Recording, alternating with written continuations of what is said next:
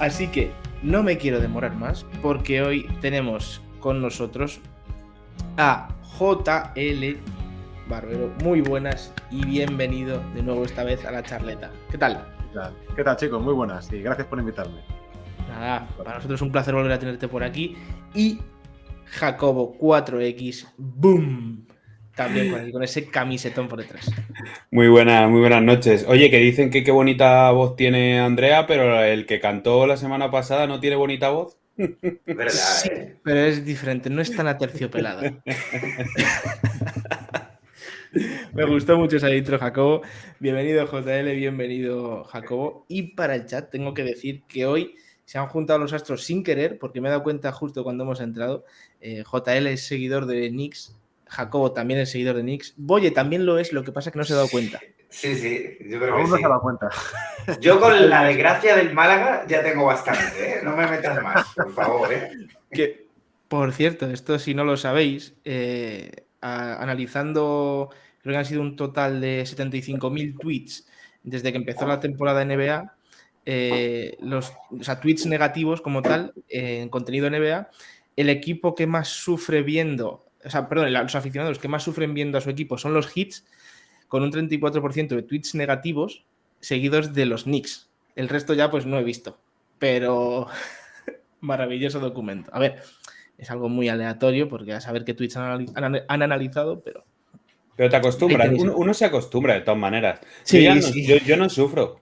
Bueno, de hecho, es que ya de corazón creo que ya me he hecho de los Warriors. ¿Sabes? Porque ya cuando juegan los Knicks y contra los Warriors ya digo, que ganen estos que igual van a hacer algo más. ¿Sabes? Que me caen simpáticos y van a hacer algo. Que Nueva York no va a llegar a mucho, ¿no? Bueno, no quiero... Hoy tenemos un Lakers Knicks muy atractivo, pero bueno, voy a empezar por ahí porque, aunque no esté Jesús, se tiene que hablar de Lakers y de LeBron porque quiero conocer vuestra opinión, sobre todo lo último que pasó, ¿no? Ese partido contra Boston, entre Lakers y Boston, en el cual estaban empatados a 105, si no recuerdo mal. LeBron penetra canasta, hay una falta bastante clara que no pitan, ese partido se va a la prórroga y ganan los Celtics. Esto ha levantado más ampollas porque esa falta es muy clara, lo primero, y lo segundo porque no es el primer robo que vemos a los Lakers este año. ¿Cómo veis esa jugada y cómo veis esos múltiples robos, entre comillas, que hemos visto a los Lakers esta temporada? JL, te toca. Yo, bueno, lo primero, la jugada es clarísima, evidentemente, es falta clara a LeBron, pero yo lo de los robos a los Lakers me río por no llorar, porque cualquiera que siga un equipo se da cuenta de que decisiones arbitrales negativas hay para todos los equipos con challenge de entrenador, sin challenge, con replays, da igual. O sea, los árbitros se equivocan para todos los equipos. Esta falta era clara, pero escuchar a LeBron, ver la charlotada de Beverly con la cámara, a mí es que eso me genera urticaria porque de verdad, bueno, nosotros... A los Knicks nos ha pasado muchas veces también esto a nosotros como equipo y a cualquier equipo. Es que si ves todos los partidos de un equipo siempre tienen problemas con los árbitros, pero es evidente, una vez te dan, otras te quitan. Yo creo que aquí hay un equilibrio a la larga. Y de hecho, si un equipo debería callar son los Lakers, porque los Lakers históricamente ha sido un equipo normalmente más favorecido y perjudicado. Y lo digo yo, que era muy fan de Kobe Bryant, pero la serie aquella famosa ante Sacramento Kings del 2002, hay mucha historia NBA negra con respecto a los Lakers que yo tampoco creí que los Lakers fueran tan beneficiados ahí. Yo creo que al final esto se equilibra a la larga. Y la falta a LeBron es clarísima, pero esto de que lleva toda la temporada robando a los Lakers hemos hablado de ellos mucho. Es un club disfuncional, de una plantilla mal construida, problemas terribles, y los árbitros no son el problema de los Lakers. El problema de los Lakers es fichar a Westbrook, la ausencia de tiradores, intentar remendar una plantilla sobre la marcha, este fichaje de Hachimura, Davis lesionado. Los problemas de los Lakers son de planificación y de estructura de roster, no de los árbitros. A partir de ahí, es verdad que la falta de LeBron existió y que aquel partido vieron ganar a los Lakers, pero ni conspiraciones, eso no va conmigo, desde luego. Y que LeBron y Beverly monte la que montaron tampoco me parece razonable. A ver, es muy escandalosa las reacciones, eso sí, pero bueno, a ver, si tiramos un poquito atrás, pues se me viene a la mente una de Sacramento, que hay un triple, o sea, otro partido, sí. Una falta que hay, que creo que es contra los Warriors, que es brutal, igual que a Werther no le pitan en esa línea de tres, o sea, es algo que sí, final de temporada empezamos a mirar, pues evidentemente va a haber equipos en los que salgan más perjudicados que otros, pero a todos les viene un poquito por igual. ¿Tú, Jacobo, piensas más o menos igual o...? Bueno, yo primero me ha llamado la atención que no me había fijado que Rafa, que está desde el chat, dice que son pasos. Que Rafa es un ese tal. No me he fijado, la verdad, no me he fijado. Si la tienes por ahí, la quieres poner. Es que estuvo aquí explicándolo, pero no son pasos la entrada en sí, sino pasos de salida. Ah, de salida. Pero es que de esos... Claro, pero son pasos, ¿no? Sí, no. Si yo no voy a discutir eso, pero en la NBA es que cada vez que un base recibe el balón de la línea de fondo que acaban de anotar, da 18 pasos antes de botar el balón, ¿sabes? Y eso es muy recurrente. Es una tónica. De lo demás, nadie va a discutir que es falta. No. Los árbitros lo reconocieron a posteriori. Esto es como cuando el Barça y el Madrid en fútbol se quejan. O sea, también... Y luego... Te lo digo porque los Knicks, cuando yo les seguía, eran buenos, os lo juro. Y estaba Patrick Ewing, no sé qué tal. Y hubo una serie con Miami Heat que a Dick Bavetta era un árbitro muy popular, que era más viejecito y tal. Le empezaron a llamar Nick Bavetta y tal. O sea que estos lloros siempre han existido, siempre existirán. Evidentemente, cuando son los Lakers, todo se magnifica, como lo de Hachimura. Sí, pero por mercados, como claro. O sea, porque son mercados grandes, esto es normal. Claro. Pero que son rachas. O sea, lo mismo de aquí a final, antes de que empiecen los playoffs, de repente a Lakers les benefician por lo que sea, porque los árbitros se equivocan. Y si no tienes el challenge, pues... Sí. Eso Mira, es lo que pasa. Dice Big Bengalas, efectivamente, Bavetta corría con Barkley en All-Star. Fue una de las cosas que hizo Bavetta divertidas por la liga, que era espectacular. Sí. Me encantaba ese árbitro, era muy... Y ese y el afroamericano que tenía bigote, que nunca me acuerdo ahora cómo se llama, eran iconos ahí. Sí. Rapado. Sí, bueno, rapado al final. ¿Sabes? Al principio yo tenía pelo. Sí. Al final, o sea, los años que yo lo vi, por así decirlo, estaba más rapado. Sí. No recuerdo el nombre, pero sé cuál me dices. Mira, esto se resume muy fácil. Un equipo que va antepenúltimo de su conferencia, lo que tiene que hacer es callarse ya, por favor, que se pongan a jugar al baloncesto, porque es que están vendiendo que si no es, o sea, que por los árbitros no están quintos. Es que tú te metes en Twitter y te ves a gente así.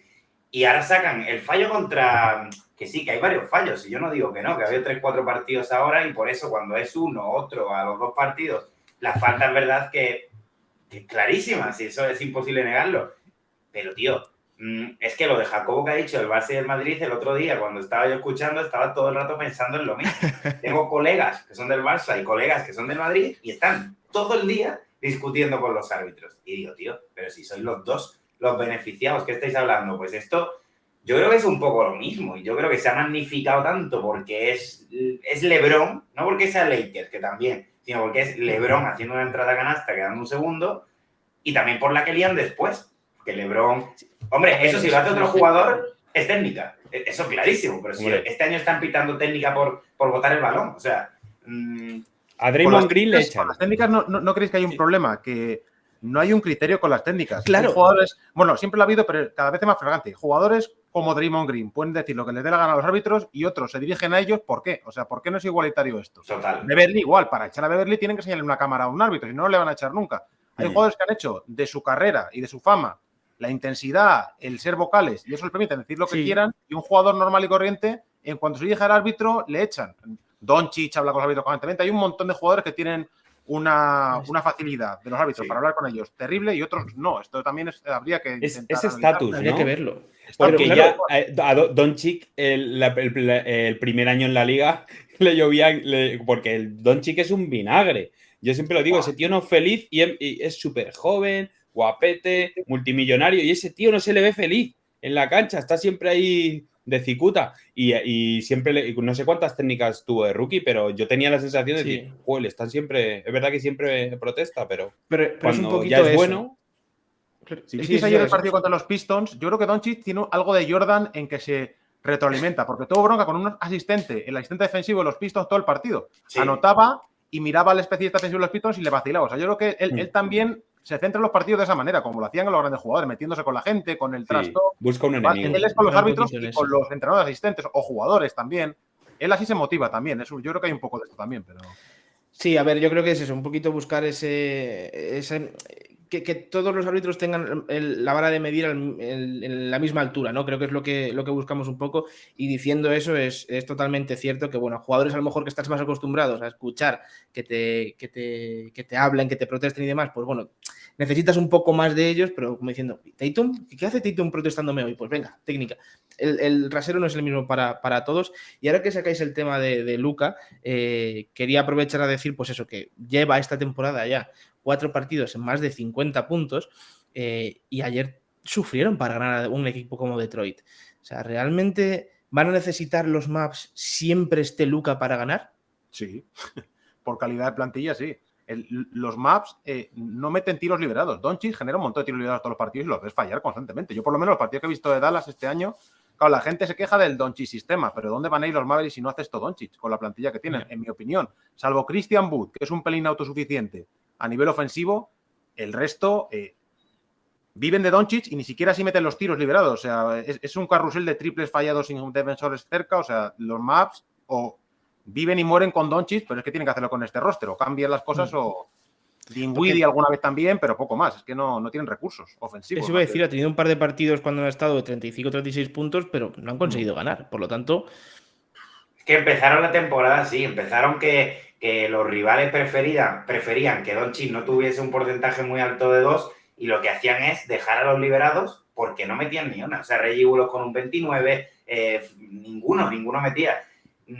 Luego se enchufaron un poco y claro, ahí ya los rivales me imagino que te entra la duda de qué hago y al final Doncic se aprovecha y te mete 50 puntos y encima si los de fuera están medio atinados, pues son 120, 130 fácil. Y ahora otra vez, es que yo insisto, a mí el roster de Dallas pero no mira, es que una segunda espada, Dinwiddie acuérdate el séptimo partido contra los Suns, que los tiros liberados los enchufaron, pues, ¿sabes? Sí, o sea, sí. pero antes de que pase. Es que de todas maneras lo voy a decir a un equipo que llega a final de conferencia, es que son muy malos, es que no tienen ni idea de jugar al baloncesto. O sea, es que es por Doncic y porque son racheados y tal, pero son muy malos. No juegan bien, son malísimos. Es que no sé, y no me explico cómo llegan a donde llegan.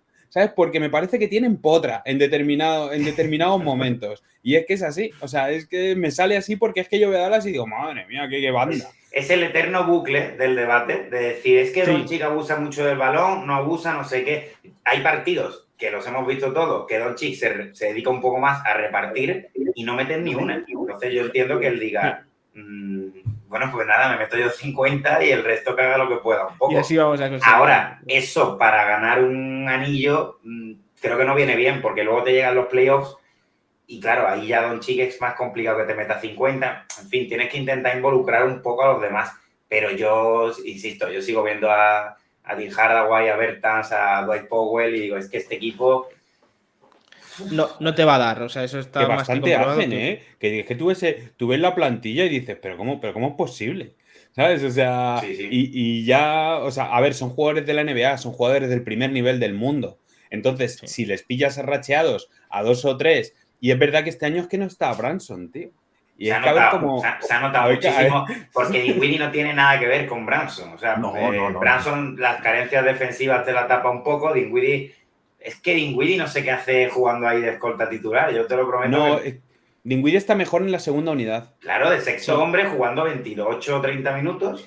Dinwiddie es un jugador sólido. En su 100%. Mucho más sólido que Dinwiddie. O sea, Branson es sólido y sabe manejar los minutos decisivos. Dinwiddie es una moneda al aire. Te puede salir cara y hacer partidazos, te puede salir cruz, como ayer, que ayer hasta el último cuarto falla todo lo que tira y de repente en el último cuarto se entona. Es un jugador de rachas, Dinwiddie. Branson es bueno, hablaremos luego de ello, pero es un all-star en potencia.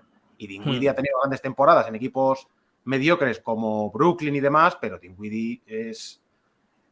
En el contexto actual de Dallas, el segundo o tercer mejor equipo porque no hay más de lo que tirar. Pero en un equipo normal, Dinwiddie sería un cuarto o quinto espada, como mucho, un sexto. Es que no puede ser. Es que sería un mejor sexto hombre. Claro. Es que recordad que es un poco eso. O sea, Dinwiddie cuando dio el salto, pues en esos Nets en los cuales se lesionó mucha gente, él tuvo el sistema para él y tuvo la suerte de poder despuntar, que es un poco lo que pasó con Rousier en los Celtics. Los Celtics pues seleccionaron los bases titulares, salió Rousier y dijo, oye, pues yo también soy bueno haciendo esto. ¿Qué es lo que pasa? Que hay un equipo que le da los galones para hacer lo que él quiera y no ha podido ser así. Y los entrenadores, que Atkinson creó un modelo para Dinwiddie perfecto, y en el otro lado está ahora de Stevens. Claro, es que son entrenadores y Jason Kidd, bueno, veremos a dónde llega Kidd, pero luego está lejísimos de Atkinson y lejísimos de lo que fue Brad Stevens. Mira, Jason Kidd puede ganar si quiere un anillo, pero seguirá siendo un paquete. ¿Sabes? O sea, es que como entrenador no es bueno. De hoy. ¿Sabes? Se ha entregado a Doncic. Bueno, hizo un trabajo defensivo bueno en Dallas el año pasado, pero bueno, Jason Kidd salió. Que fue por lo que llegaron a esas semifinales. O sea, esas finales, perdón. Hombre, este año que no involucre a Wood en ataque, que es tu segunda espada de verdad. O sea, a mí que no me cuenten que Dinwiddie es la segunda. Bueno, si la segunda espada es Dinwiddie, pues ya está, que muy bien para los Mavericks. Pero la segunda es Wood. O eso es lo que han comprado. Y bueno, no es que no involucrasen a Wood, es que no jugaba de titular. Luego ya lo metió porque dijo, vale, voy a parar de hacer el idiota un poco, porque cuando entraba Wood se notaba, por mucho que te reste en defensa, lo que tú quieras. Sí. Pero ahora te llega el ataque y no generas para él. Pues, bueno, Wood dijo unas declaraciones que estaba un poco cabreadillo, Wood has dado la clave ahí, oye, Wood es que en defensa, y es una pena porque tiene potencial para serlo. Entonces, Kidd prefiere a Powell atrás porque Powell te da estabilidad, es un buen corrector. Wood es que se pierde en todos lados. Y es una pena porque puede intimidar Wood, pero es que nunca ha querido defender. Wood es un jugador con un talento ofensivo descomunal, que vive de eso y que no quiere progresar, porque no quiso en Detroit, no quiere aquí. Aquí tiene un contexto buenísimo para con Doncic llegar a algo más y no quiere. O sea, él quiere sus tiros, él es un talento, como decimos, ofensivo tremendo, anota de cualquier circunstancia, de tres, penetrando, pero es que en defensa no funciona y Kidd no confía en defensa. Entonces, le falta esa motivación para querer ganar colectivamente, yo creo. Pero yo creo que a este tío le coge Popovich y le pone a defender. O sea, yo creo que a estos jugadores de vez en cuando hay que motivarles, escucharles. Bueno. Joder, tú aquí vas a ser mi estrella. O sea, no de repente hacer, venga, pues al banquillo porque mando yo. Si te has gastado toda esa pasta en Wood, pues es que tienes que darle un sitio donde pueda estar a gusto y luego ya, pues mira, venga, tío, venga, ponte a defender. Pero es que si llega, pum, le metes al banquillo y hay rachas en que le sacas súper poco, otra vez ya empieza a jugar mucho. Si las mete, se queda. Si las falla, se va al banquillo. Yo qué sé.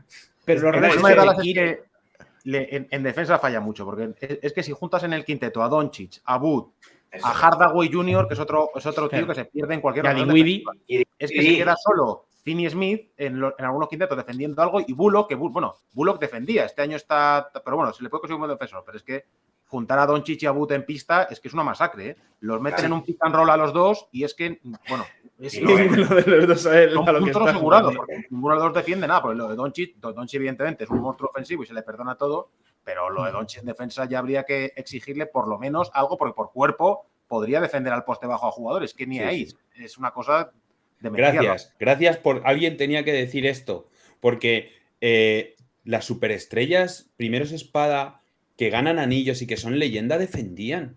Algo, por lo menos. No, joder, Jordan era un buitre. Bueno. Y Kobe Bryant era tremendo. Tim Duncan era la leche. O sea, Sprewell era otro tío que estaba a los dos lados matándose. Sí. Pero cuando le cogió Van Gundy. Pero yo a Doncic lo veo mega exigido. O sea, es que Doncic para que gane Dallas tiene que tener 42 minutos de sacar un 8, un 9 de 10 en ataque. O sea, entonces llega a la defensa y dice, claro, con Branson, pues Branson suplía un poco de esas carencias. O sea, la ayudaba, ¿no? Le echaba una mano. Dinwiddie, podemos decir que hace lo que puede, pero bueno, a mí no me gusta Dinwiddie. Dinwiddie es el típico Maxi, ¿sabes? Típico sexto hombre que te revoluciona un poco. Claro, pero es que a Dinwiddie, o sea, tampoco le vamos a defenestrar. Dinwiddie es un sexto hombre que es verdad que en un contexto que tuvo se salió. Yo me acuerdo, ¿os acordáis también de Jeremy Lin, que pilló además contratazo también en los Knicks, que hoy las enchufaba, tal? O sea, es que son este tipo de jugadores, que en los Knicks llegó Jeremy Lin cuando no había nadie, que se habían lesionado todos, se iba a enchufar ahí. Pero luego tampoco no puedes decir, es que Jeremy Lin es muy malo. O en este caso Dinwiddie es muy malo. No, en su contexto, Lou Williams, Dinwiddie, son estos hombres que valen oro. Pero Lo único que le tienes que poner en su momento. El contexto que yo veo es que Dallas el año pasado mejoró y llegó a donde llegó porque empezó a defender precisamente cuando Doncic se lesiona, que es cuando, como que dicen todos, oye, no vamos a meter 120, entonces vamos a plantear los partidos a 100 puntos, ¿no? Y este año, si metes a Doncic, a Dinwiddie, a Hardaway y a Wood, por ejemplo, a 4 en un quinteto, ostras, es que es imposible. Entonces, también entiendo que si Reggie Bullock tiene un 29 en triples, pues no juega al final. Es como un Cyborg, que dice, es muy bueno defendiendo, pero no mete Pero yo tengo que decir algo, y vuelvo a decir que Jason Kidd como entrenador es un paquete. O sea, yo recuerdo en Sacramento Kings los de Adelman, que pues Chris Webber, Vlado Divac, ahí no defendía mucha gente, ¿sabes? Pero tenían a Bas Christie que sí, que era alta, pero se llegaban y decían, vamos a jugar a 130 puntos. Y vamos a jugar porque somos, pues bueno, pues haces y todos los días jugaban así. Claro, y haces un sistema pues para jugar así, porque tienes esos jugadores que son muy buenos o que ofensivamente son mejores que defensivamente y vamos a ver qué pasa. Pero es que este no. Este llega y se pone a jugar, que no juega al baloncesto, que pues los coloca más o menos y marca, venga, una zona 2-3 esta vez, venga, tal. Pero les deja un poco de que dices, no, tío, o sea, con esta plantilla que es tan desequilibrada y que no tienes jugadores tan destacados, tienes que meter pizarrita ahí un poco, pizarrita ofensiva o defensiva, pero eso, saber a qué juegas. ¿Sabes dónde se nota mucho? En el clutch. El clutch de los Mavericks, no sé datos ni nada. Tú te ves los partidos de Dallas y es, toma, Luka, haz lo que te dé la gana y si tienes 4 tíos, pues te vas de los 4 y tiras. Y tú dices, ¿para qué pides tiempo? Pero ¿para qué pides tiempo muerto? Yo hay veces que digo, si se la va a dar atrás y Luka va a hacer ahí un tal y cual, no le ponen ni un bloqueo, pero ni un... O sea, nada. Es como... Entonces, ahí yo creo que también se ve que no... Que la cantidad de tiros que han fallado en el clutch, jugadores solo de Dallas, porque esto yo lo he visto muchas veces, que llega la doble marca, Doncic la suelta y claro, el que tira es que no... Tira liberado, pero no llega a ningún sitio, esto es así. Te tira el tiro decisivo Bullock o Hardaway Jr., bueno, Hardaway Jr. es otro que sabemos lo que es una racha andante, o sea, por lo menos todo lo falla, todo. A Dallas también le falta Cleaver, Cleaver es un jugador muy importante en el sistema de Jason Kidd en defensa, porque es el gran defensor de Dallas. Y la falta de Cleaver le está haciendo muchísimo daño, pero muchísimo. Contra Phoenix en playoff fue... Sí, fue clave totalmente. Fue la clave. Bueno, y los triples de Bertans así y tal, y que ahora se le olvida jugar al baloncesto. Pero aún así, o sea, si tú haces una pizarra y los balones a Will, venga, que se la... Pero, y dices, es que tiras se la das a un jugador liberado y la falla. Bueno, vamos a ver, son jugadores profesionales de baloncesto. Sigue confiando. Si un tío se la va a tirar solo, si en los entrenamientos y en el calentamiento y tal las mete, bueno, por lo menos tienes opciones. Es que a que Doncic la meta en un fade away desde el centro del campo. Sí, yo estoy de acuerdo. Lo que pasa es que estoy también seguro que si fallan 3 seguidas, dice el cuarto me lo juego yo, con 3 o con 4. Y cuando la mete es Dios. Espectacular. Claro. Ya, pero ¿cuántas mete? ¿1, 2, 3 por temporada? Claro, y falla las 15. Sí. Claro. Demasiado. Hablando de un equipo que no tiene nada de defensa y demás, quería centrarme directamente a uno de los grandes nombres en la porra por el Defensive Player of the Year. Pero bueno, no sé si lo sabéis, pero ha surgido una polémica con Jaren Jackson interesante. Y es que hace unos días, no sé en qué foro fue, pero uno de sus usuarios escribió directamente: quería saber cómo un jugador defensivo sólido podría influir en categorías diferentes, y me topé con con JJJ, ¿vale? Que pase que y me topé con que JJ pasó a que se perdió 16 partidos de la temporada, pese a que se perdió 16 partidos de la temporada regular, lidera con rotundidad en tapones por partido con un gran margen. Puse más atención y vi algo totalmente raro, ¿no? Sube en casa un 89% sus tapones y un 120% en robos. Pese a ello, parece que no tiene razón, y lo que pasaba es que dicen que los mesas, ¿no?, de Memphis estaban subiendo las estadísticas de puntos y tapones para beneficiar a Jaren Jackson Jr. en este aspecto. ¿Vosotros creéis que esto puede ser verdad o no? No. Yo creo que no. Yo creo que hoy no. En los 90 sí, porque recordemos, el récord de asistencias de Van Exel con los Lakers se confirmó que le habían sumado de más en la mesa, pero hoy con el player tracking, con la estadística avanzada, hoy no. Hoy esto no puede ser verdad. Pues las estadísticas se vuelcan directamente del player tracking. El player tracking es un sistema de traqueo, como dice la palabra, de los jugadores y del balón. O sea, eso es imposible. En los 90 sí se hacía, ahora ya no se puede hacer esto. No creo que se pueda funcionar. Puso varios vídeos, fue en Reddit, que en teoría es un foro, bueno, en teoría no, es un foro súper conocido. Puso varios vídeos. En uno, es verdad que si se lo cuentan, que tampoco sé exactamente si le cuentan ese, ¿no? Porque son los vídeos en plan, aquí le contaron no sé qué, no lo he comprobado. Pero en otros es verdad que decía, aquí tapona y no tapona. Y sí, lo ves lento y tapona. Es jodido, ¿no? Yo creo que estamos en una época que te encuentras estadísticas de todo tipo, ¿no? Claro. Ha hecho récord de meter triples con los ojos cerrados, ¿sabes? Hoy en día te encuentras de todo. Además, sería un escándalo, ¿no? O sea, la mesa... Lo que me sorprendió es eso, que de ser de un foro así loco de internet, que se le haya dado tanto bombo a esta noticia y que haya habido mucha gente que se haya puesto a revisar esto pensando en que podía ser verdad. Por eso lo quería comentar con vosotros. Esto es cuando te lo quieres creer, ¿vale? O sea, le puedes dar crédito, pero es lo que dice, oye, si ya hay estadísticas de cuando Curry se toma un sopapasiego, tira más de 3. O sea, es que ahora es muy difícil y sobre todo hay algo muy importante en cuanto a las estadísticas de hoy en día, son las apuestas. O sea, las casas de apuestas también, o sea, es que eso no puede ser. Eso lo lleva es que ahí hay mucho dinero en juego, que si tapona 3 veces, coge 3 rebotes. O sea, es que yo no le doy mucho crédito. Y de esto, una figura importante también en el baloncesto actual, hoy quiero hablar de Joel Embiid. El tema de eso, pues que está segundo por el MVP, ¿no? Fuera del quinteto All-NBA, fuera del quinteto All-Star. Ha habido ya estos 2 últimos años que se lo ha llevado Jokic, siempre ha estado Embiid, ¿no? Ahí detrás de él, como, venga, ¿quién se lo damos a Embiid, a Jokic? ¿Creéis que realmente cae mal a la NBA o...?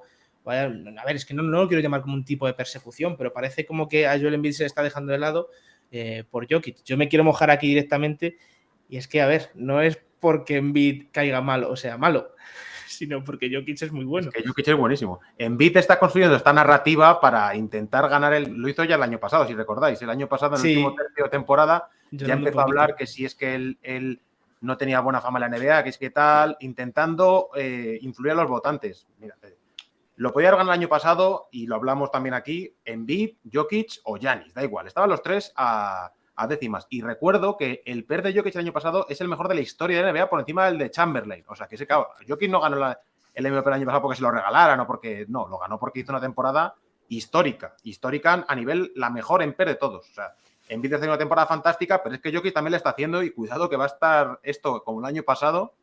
Yo ya no descarto que gane Jokic el tercer MVP consecutivo, pero es que la influencia de Jokic en su equipo es mayor que la de Embiid. Es que los Nuggets compiten si Jokic compite. El mejor net rating de un jugador es de Jokic. No sé. Si miran estadística avanzada, se lo van a dar a Jokic otra vez. Se lo pueden dar a Embiid tranquilamente, pero yo este discurso victimista de Embiid a mí me cansa mucho. Y lo que tenía que haber Embiid también es la cantidad de tiros libres que lanza por contactos que él genera, porque el favor arbitral lo tiene Embiid y no Jokic. Y yo esto lo digo muchas veces y podía también mirar esto en Embiid. Claro, que cualquier mínimo roce es tiro libre para Embiid y para Jokic no es así. O sea, que al final hay argumentos para todo, pero lo ganará si no el mejor, el que los votantes lo decidan entre los 3 o 4 mejores de la temporada y punto. Ya está, sea Embiid, sea Jokic, sea Giannis o sea quien sea, vamos. Un dato más a favor de eso que estábamos comentando de la influencia de Jokic en Denver, y es que hoy me he puesto a ver cuando estábamos haciendo las previas por los banquillos, porque joder, así de memoria decía, digo, joder, cada vez que sale el banquillo de Denver me da unas ganas de vomitar, de decir, uff, qué malos son, y me he puesto a buscar estadísticas y son el banquillo que, bueno, está a mitad de tabla en cuanto a minutos por encuentro, pero tienen el peor más menos de toda la liga. Un equipo que va en primera posición de la conferencia oeste, el banquillo tiene un -9,7 con los suplentes en pista. O sea, para que veáis realmente lo que influye los titulares, pero en especial Jokic. Pues súmale a eso que el año pasado ni Michael Porter ni Jamal y el tío, claro, dice, es que no ganó el anillo, es que es imposible. Pero la temporada de Jokic del año pasado... eso no lo hace Embiid, creo yo, con la gente de Filadelfia. O sea, tú imagínate Filadelfia sin Harden y no sé, sin Maxi toda la temporada. Solo con Niang, Melton, Harrell y... A mí me cuesta ver esto. Y luego eso, que tú empieza un partido, haces así, otra vez así, y ya triple doble de Jokic. Es increíble la capacidad que tiene. Pero vamos a ver. El discurso victimista es que además ya me repatea. Es cuando yo ya cojo un jugador y digo, porque ya es que ya empiezas a hablar de temas y de cosas ahí un poco turbias incluso, ¿no? Tal y cual, no es que soy yo. No es porque sean beef. O sea, es que en otra época Giannis a lo mejor también hubiese sido MVP, otros jugadores, pero yo es que lo de Jokic lo veo sobrenatural y Embiid no es que sea mal jugador, Embiid es un pedazo de jugador. Le ha tocado convivir con Jokic. Claro, es que estamos en una época que está Giannis, que está Doncic, que está LeBron, que es una pasada lo que hay, pero el discurso de victimista... Pero ¿quién se lo compra? Nadie se lo compra. Nadie, creo yo. Creo que nadie. No creo. Claro, o sea, es que Jokic es tan bueno y además él va a lo suyo. O sea, no entra en nada, él va a jugar al baloncesto y tal, y no monta shows de nada, ni hace nada. O sea, es que es un tío que gana. O sea, y yo creo que él ni se reivindica ni nada. O sea, yo estoy convencido. Él pasa de los premios, lo he dicho muchas veces, le da absolutamente igual. Él juega al baloncesto y yo me gustaría que la gente se diera cuenta de cómo pasa el balón Jokic, porque de verdad, es que yo es el mejor pasador que he visto en mi vida y meto en la ecuación a Magic Johnson, Larry Bird, es que domina todas las posibilidades de pase. Da pases sobre bote, da pases de campo a campo, da pases alimentando cortes, da pases por la espalda. Es que cualquier pase que te puedas imaginar lo da Jokic perfecto. Lo sabe dar. O sea, ya no que es un hombre alto pasador, es que Sabonis no pasaba así. Los pibos grandes antes tenían 2, 3, 4 pases que dominaban, pero es que el tío domina todos los pases que se puedan dar en el baloncesto. Es que de verdad es una cosa histórica. Y Embiid es un jugador ofensivamente brillante, mejor defensor que Jokic, pero no vamos. Técnicamente no voy a llegar al nivel de Jokic, pero es que ni él ni nadie, diría yo. Yo diría que un jugador tan pulido como Jokic en el nivel actual, Doncic a lo mejor, es que no hay más. Es que no... ¿Puede ganar el MVP Embiid? Sí lo puede ganar, pero hombre, que esté ya con la campañita en el mes de enero es que tiene Sí, tema.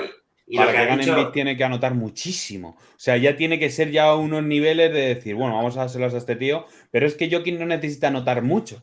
O sea, con un 30, 15, 12 y el resto de estadística avanzada le machaca.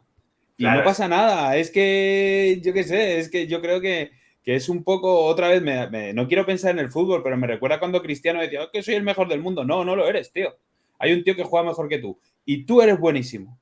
Pues esto es igual, tú eres muy bueno. Giannis Antetokounmpo es la leche. ¿Cómo es posible que en esto, que con lo que hace LeBron, con la edad, con lo que cuántos MVPs lleva LeBron? O sea, en otra época sería MVP LeBron casi todas las temporadas. Pongamos en valor a Jokic y pues lo siento, hay que decirle, pues, a ver. No, lo de los premios que has dicho además se ve mucho en el All-Star. En el All-Star sí, que no quiere jugar. Eso Jokic va, está ahí en el campo y dice, a ver si termina esto prontito y me voy a mi casa, como Jimmy Butler, como varios jugadores. Y luego, lo que has dicho de Embiid, anotar mucho, claro, es que lo que vende, pero no a niveles profundos de NBA, lo que vende a la gente es decirle, mira, Embiid ha metido 47 puntos y ha ganado Filadelfia. Y Jokic a lo mejor ha metido 16, pero miras estadística avanzada y miras más o menos y empiezas a mirar cosas y dices, ostras, es que ha hecho mejor partido, es que lo ha hecho mejor, pero lo que vende siempre es el numerazo, quitando además que Jokic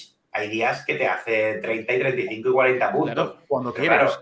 Claro, si te hace 14 asistencias, es normal que no se vaya a 40, ¿sabes? Claro. O sea, es que no hay que irse a estadísticas locas simplemente, o a estadísticas más complicadas, estadística avanzada. O sea, este año está promediando 25 puntos, 2 menos que el año pasado, 11 rebotes por encuentro, 2,5 menos que el año pasado, y 9,9 asistencias, 2 asistencias más que el año pasado. ¿Esto qué está diciendo? Que no está necesitando tirar tanto y tiene numerazos de locos, está asistiendo porque está Murray y está Porter con él. O sea, es que es una maldita barbaridad, simplemente yéndote a lo básico que son puntos, rebotes y asistencias. Y la estadística, Barky, yo la que más me gusta, el jugador que más veces toca balón por partido es Jokic. Pero es que los otros 10 seguidos son bases. Es que Jokic es un jugador único, es que no hay uno como él. O sea, es imposible. El Jokic es el alfa y el omega de los Nuggets. Es el generador, el anotador. Es que lo hace todo. O sea, en la era del backcourt. O sea, esto todo en la era del backcourt. O sea, no olvidemos eso. El área de exteriores, Jokic es un exterior de 2,15 o 2,13. Es que es un exterior el tío. Es que no Y técnicamente tan bueno como ellos.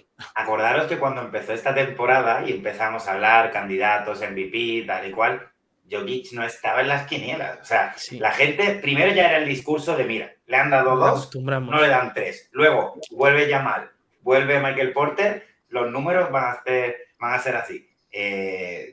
Tremendo, tío. Y el tío, ya empezó la temporada, ¿no? Empezamos a ver, oye, que está haciendo otra vez, oye, que sigue. Estamos ya a 31 de enero y ya la gente dice, oye, es que se lo va a llevar. O sea, Denver primero. Y que no puedes, y que es así, y punto. ¿Sabes? No, O sea, está. disfrutámosle, ¿sabes? Y como si lo gana 8 veces, como si lo gana 8 veces seguidas. Como O sea, si se lo siempre. merece. Es que es adelante. así. Y no pasa nada, es verdad. A mí me hace mucha gracia en la NBA que a partir del segundo consecutivo ya empiezan a poner, no, es que 2 seguidos, es que parece como que eso influye. No, joder, pues si se lo tienes que dar 5 veces, se lo da 5 veces del tirón. Claro. O sea, No, es que y eso el influye primero- mucho, en Estados Unidos. Y el primero Claro, ganó el primero y ya el segundo se decía, oye, ahora va a ser Embiid porque ya lo ha ganado Jokic. Y digo, tío, yo creo que ese argumento no vale. Otra cosa es que los dos estén parejos y a lo mejor pues la NBA dice, oye, pues al otro, pero si uno es mejor que el otro... Pero ya no solo eso, también el tema de los jugadores europeos que están dominando la NBA a día de hoy. O sea, estamos hablando de Joel Embiid, ¿vale? Nacionalizado francés, Nikola Jokic, Luka Doncic, Giannis Antetokounmpo, que son los últimos que están en la porra siempre para el MVP. Totalmente. Y ya sabemos, pues, esa leyenda negra que dice que a Estados Unidos pues, le gusta dar ese tipo de premios a jugadores americanos y tiene pinta de que este año el MVP Llevan no se 4 lo va a dar seguidos, otro jugador que americano. no. Van 4, sí, 4 sí, años sí. seguidos que no se los dan. Yo creo que eso Por ya... eso digo. Eso ya... Lo que sí estoy de acuerdo con vosotros es que al final lo de siempre cansa y la gente no le gusta que un tío gane MVP seguido porque cansa. El mismo tío de siempre cansa, pero bueno. Que ojo, que yo no quiero despreciar a Embiid, que Embiid está haciendo 2 temporadas. De hecho, el año pasado creo que fue el primer pívot que dominó la NBA anotación de Shaquille O'Neal. O sea, que lo que está haciendo Embiid es que también es histórico. Claro, sí. Es un pívot, bueno, que ha habido pocos como en la historia de la NBA, tan versátil, tan móvil, tan buen defensor, pero es que Jokic es otra cosa, para mí por lo menos, sí. Y que compitan y que lo gane el mejor, pero sobre todo que no haya victimismos. Que es que Jokic el año pasado recibió el MVP y estaba con sus vacas allí en Serbia. O sea, es que le da igual. Sí. Es la Con los caballos, es verdad, con los caballos. Sí, estaba con los caballos allí en su granja y lo recibió allí, se lo dieron y tal y siguió lo suyo. O sea, es que es un tío obsesionado con los premios, con Embiid y otro que le da igual. Entonces, por eso es muy divertido, porque son un extremo y el otro de la balanza y eso lo convierte Totalmente esta disputa antagonistas. es muy divertido y las niñerías de Embiid es más divertidas todavía, claro. Pero ya le tiene que hacer hasta gracia, es decir, mira qué picadillo está, que no sé qué. Bueno, yo sigo creo que le da igual. Y ya está. Claro, yo creo que, es eso, que le da serán igual. sus hermanos los que les enseñarán. Pues mira lo que ha hecho Embiid y tal. Y dice, a mí que me enseñas esto. Qué Déjame aquí, pesado, estoy qué acariciando mi pesado. caballito. Otra vez, ya ves. Algo Sí, así. sí, yo estoy seguro que Filadelfia le hacen como cuando hacía Westbrook el récord de triples dobles. Venga, coge tú este rebote. Venga, o sea, no me he fijado, pero fácil que ocurra. Y sin embargo, con Jokic no pasa nada. Venga, vamos a jugar, chavales. Venga. Y ya está. Es que simplemente lo hace. O sea, Sí. es el problema, que pues lo que tratábamos antes, de que a principio de temporada ninguno le poníamos a Jokic en esa porra, pues por la MVP y demás, pero porque yo creo que es porque nos parecía tan irreal que ninguno llegábamos a creer que esa actitud, esa influencia en cancha se pudiese repetir durante mucho tiempo. Y lo está consiguiendo. Que son 2 años a tan buen nivel que digo un tercero. Y yo también compraba un poco, oye, vuelve ya mal, le quita la pelota, decía yo. Sí, le ha quitado, en fin. Michael Porter te da 25 puntos, pero no es que se los quite a Jokic al final, o tienes un tío más para asistirle. O sea, es una maravilla, la verdad. Y luego lo que has dicho de que a ellos les gusta dar su MVP, a ver, estoy seguro, claro que les gustará, es normal, pero si estás viendo a jugadores que están a un nivel por encima, porque el año pasado, ¿a qué americano le podías dar el MVP? Es que de la temporada regular yo creo que... Booker sonó mucho por la temporada de Phoenix y demás. Puede. Porque, claro, es que la temporada de estos tres era de un nivel, la de Embiid, Jokic y Giannis, que es que el récord no llegaba. De otro, el récord no justificaba el meter a Booker a esos niveles, que estaban los tres a un nivel sideral, es que no hay. Y están otra vez este año, es que al final vamos a lo mismo. Doncic por estadística sí, pero por récord nos va a meter ahí. Yo creo que vamos a ir a los tres otra vez y a jugársela entre los tres. Sí, todo pinta eso, vamos. Pero si ya pasaba con Duncan en su momento. No, es americano. El tío es de Islas Vírgenes y siempre dice que es de Islas Vírgenes. ¿Por qué os empeñáis en que sea americano? ¿Sabes? O sea, pero nada, tendrán que masticar tornillos. Es lo que toca. Esto es así. Bueno, nosotros mientras seguimos disfrutando del baloncesto, bueno, disfrutando, veremos a ver, porque esta es la noticia que quería comentar para cerrar, que la NBA se plantea implantar una línea de 4 puntos para la próxima temporada. O sea, mi pregunta es, ¿dónde va a estar esa línea? O sea, ¿es algo real a día de hoy poder meter directamente de la temporada que viene una línea de 4 puntos? Yo creo que no. No. Lo meterían primero en la G-League, que para ellos es su banco de pruebas, lo primero. Y lo que necesita la NBA es, para mí, el baloncesto en general, para que es muy complicado, claro, agrandar las bandas, hacer más ancha la pista, no la línea de 3, porque ayer, bueno, en todos los partidos, ya es aburridísimo ver cómo los jugadores pisan la línea de fondo, como están todos jugando desde el triple, el margen en las esquinas es tan mínimo que pisan mucho la línea de fondo, agranda la cancha por ahí, pero la línea de 4 puntos es una no, yo no entiendo, ¿no? ¿Qué queremos? ¿Que empiecen a tirar de 9 metros en lugar de desde 8 y que ya ¿Y las posesiones sean de 6 segundos todas? Claro, es que y simplificar más el juego todavía, no. Lo que tienen que hacer, en mi opinión, es agrandar la pista por los lados y dejarse experimentos más, porque no creo que tengan mucho sentido. Vaya. Sí, yo opino igual, porque sobre todo los jugadores cada vez son más altos, más grandes, tienen números mayores, y es que ya cuando están en las esquinas, si os fijáis, reciben ya de puntillas.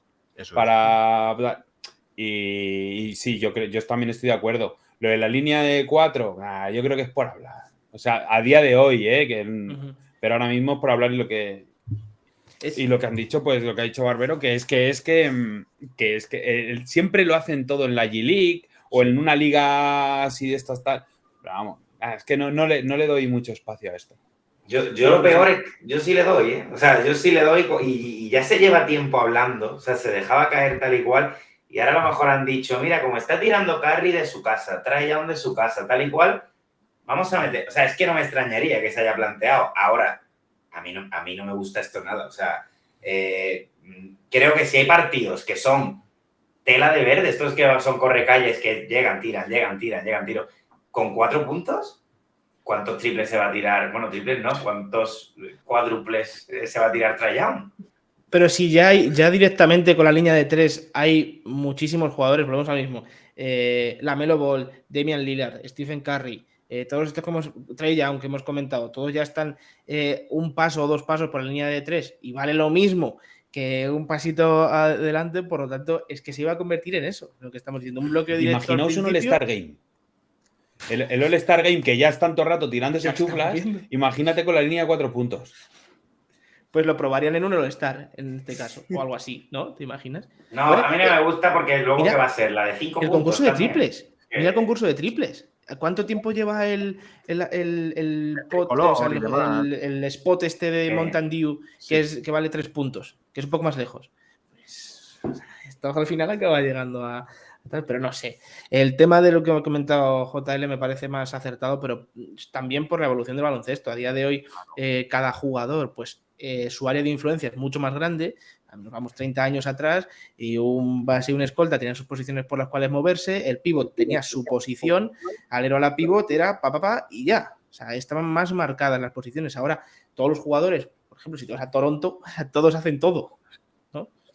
Por lo tanto, no solo eso, sino que antes estaba Corbalán que medía 1,60, teníamos al pívot de Alfonso Reyes que medía 2 metros y era el más grande. Es que ahora por física es que son todos enormes, están súper mazados, son atléticos, pegan unas zancadas. Pues habrá que hacerle un poco a que ellos estén más cómodos. Y ya con este tema, que bueno, creo que tenemos todos una opinión muy, muy parecida. Ya que saco lo de Toronto, ¿qué hacemos con Toronto? Delete. Te había entendido filetes. Vale. Lo que tiene que hacer Toronto es aceptar la oferta de los Knicks por Anunoby. Ahí quería llegar. Sobran muchos y a nosotros nos viene bien Anunoby. Aunque sea por dar rondas del draft, les damos las que quieran, 2, 3, las que sean necesarias. Pero ellos tienen mucho alero igual todos y nosotros Anunoby nos vendría bien. Por ejemplo. Un Fournier Redis y una primera ronda por Anunoby está bien. No. Piden 2 primeras rondas o 3. O sea, Toronto. Bueno. No quiere jugadores y los Knicks están planteando si dar la tercera primera ronda que pide Toronto. Yo creo que va a estar ahí el tema, pero Anunoby le vendría muy bien a cualquier equipo, menos a Toronto, que tiene 7 Anunobys en plantilla. Sí, es verdad. Menos a Toronto. Que esto es tremendo, vamos, no... Pero... Hicieron control C, control V, y se rayaron y se pusieron todos ahí y dijeron, venga, chavales, a jugar Dijeron, oye, baloncesto. aquí los Warriors hicieron algo para cambiar el baloncesto, ¿qué hacemos nosotros? Pues vamos a buscar todos jugadores más o menos iguales, ¿no? Clonamos unos cuantos. Yo creo que antes del 9 sale alguien de Toronto sí o sí, porque están viendo que no les da. Y es una pena, porque o sea, tú te ves el quinteto como tal, 1-1, y dices, ostras, además este equipo ha jugado bien. Más que válidos. Pero, con la llegada de Scottie Barnes y todo el rollo, decían, bueno, ya esto va a ser tremendo. Ahora es otro equipo que banquillo no hay. Tampoco cuentan con ellos, porque es que te ves que con Boucher, ¿no? Un poquito tal y cual, pero te ves el minutaje y te ves todos los del quinteto con 40 y pico. Claro. Y digo, es que este equipo, claro, llega también a abril reventado totalmente. Y luego eso, que son jugadores que decimos muchas veces de rol. ¿Qué rol tiene este jugador? Yo creo que aquí tienen todos prácticamente el mismo. O sea, es que el rebote, es que un día te coge un rebote, otro, van todos, otro día no va ninguno. No sé, es un equipo que me da pena, pero no le veo recorrido así. Yo creo que Anunoby, ¿no? Es el que hoy se está comentando muchísimo, que Anunoby va a salir sí o sí. Phoenix Suns y Knicks se estaba hablando, pero bueno. Y queda eso es lo que va a arreglar Toronto, que salga Anunoby, porque yo creo que es el que no depende de lo que reciba. ¿Pero qué crees que puede recibir? Solo quieren primeras rondas. Ellos piden 2 o 3 primeras rondas de draft. No, de momento no quieren jugadores. Quieren primeras rondas todas las que puedan para construir el año que viene. Supongo que querrán draftear algún pivot o algún jugador interior que no tienen para equilibrar un poco la plantilla, o un buen base para complementar a VanVleet o para sustituir a VanVleet, porque VanVleet está esta temporada un poco... Pero es que son spinning, tanto VanVleet como Gary Trent. Sí, los dos. O sea, y que VanVleet no es base puro, es más un escolta tirador. A mí me gustaría un base creador y VanVleet de 2. Gary Trent, pues, claro, o lo envías a otro lado, porque al final por contrato lo tienes que enviar, porque es verdad que cuando jugó unos partidos de sexto hombre esta temporada y lo hacía bien, la verdad, pero claro, es que tienen ahí los contratos también, que es muy difícil. Pero VanVleet con un tío que le quite un poco la pelota, y VanVleet, pues ahí que tire sus triples y estas cositas. Y luego un hombre alto, ¿no? Porque Coloco y esto no, o sea, puede que en unos años... Son aleros a la pivot. Sí, pero que no... Eso, un tío ahí grande... Siakam lo veo mucho más de 4. Claro. No sé. Son todos 4. 3-4. Es un equipo que veo que han hecho así un poco, han metido todas las piezas y han dicho... Tienen que fichar a Polusevski también, que les va a venir muy bien, que no tienen así, ¿sabes? Que no tienen ese perfil, ¿no? Ahí está. Claro, o sea, que son todos como Fido Dido, así delgaditos, tal. Bueno, a Bol, que también estaría ahí. Tal, sí, de base Bol. Claro, o sea, yo qué sé. Bueno, el siguiente modelo de Toronto, lo hablamos otro día, es Orlando. Orlando también está juntando. Lo que pasa es que Orlando está claro que va a apostar por 1-2 y los demás los va a dar boleto, pero está claro que el futuro de NBA va por los aleros, pero claro, con 2 aleros, no con 7-8. Y lo ha hecho Los Ángeles Clippers, que tenemos que hablar de ello, porque cuidado, como Kawhi se mantenga, me da la sensación de que van a cambiar muchos pronósticos. Los Clippers con Kawhi, al nivel al que está este mes, en playoffs y con Paul George... Claro, si la cosa está que si están los dos, los Clippers son un equipo de primero o segundo puesto, por supuesto. Pero en cuanto no están, número 1 o número 2 al es que no quieren jugar directamente. Dicen, oye, ya, pero hacemos un bracket. O sea, a ver con qué cruces. Porque los Clippers, bueno, ahora mismo están los 4 arriba, pero como les dé por no jugar y tal, y que se metan por los de abajo, se van a cepillar en primera ronda a alguien gordo y a partir de... es que eso es lo que mola. Claro. Y los Clippers, es que, mira, lo hablaba yo el otro día, es un poco cruel esto, pero los Clippers son una versión mejorada de Boston. Es que hoy ¿con quién lo jugáis vosotros dos? Con un Jaylen Brown Tatum contra Kawhi y Paul George, es que Kawhi y Paul George son mejores que Tatum y que Brown a día de hoy. Y están jugando sanos.